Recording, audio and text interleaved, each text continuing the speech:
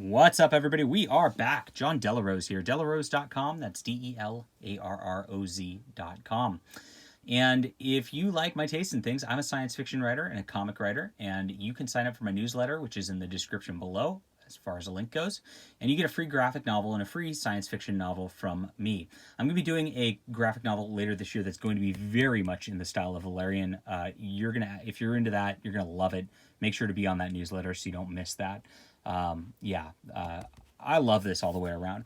So this is the Valerian Complete Collection, which is some nice oversized books, which are by Cinebook. They're a British company.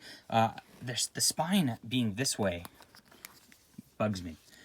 Most spines for books are, in fact, this way.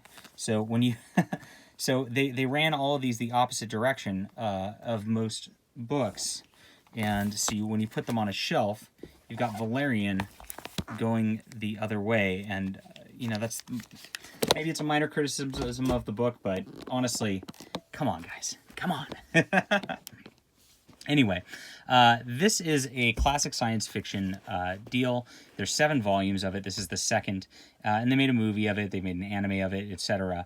So if you're not familiar with Valerian, you should get familiar with it.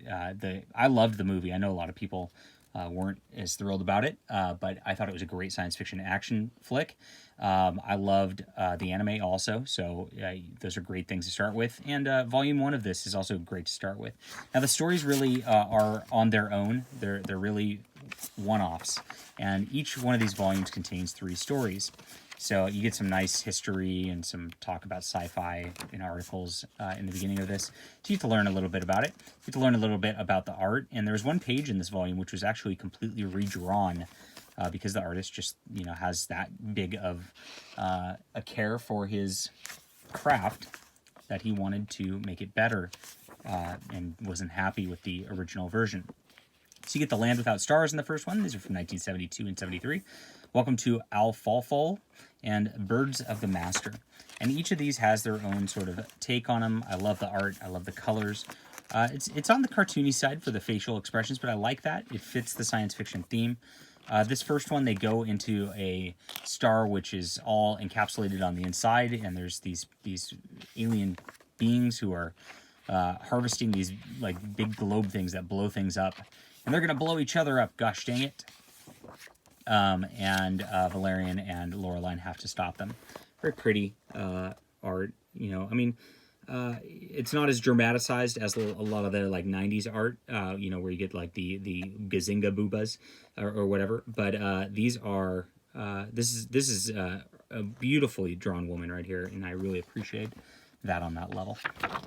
So they eventually get the 2 sides, and one is male and one is female, led to come together and then of course save the day. Beautiful storyline. I loved reading that. That was a ton of fun. The next one, what happened in this one? It's been a while. Beautiful stuff right here. Just beautiful science fiction art all the way around. Okay, this one, there's a bunch of creatures who are on, like, originally inhabited this human mining world, and they're ancient. So, like, they left 2,000 years ago thinking, oh, we're just going to go on a sojourn. And for them, because they're so ancient, that was a sojourn.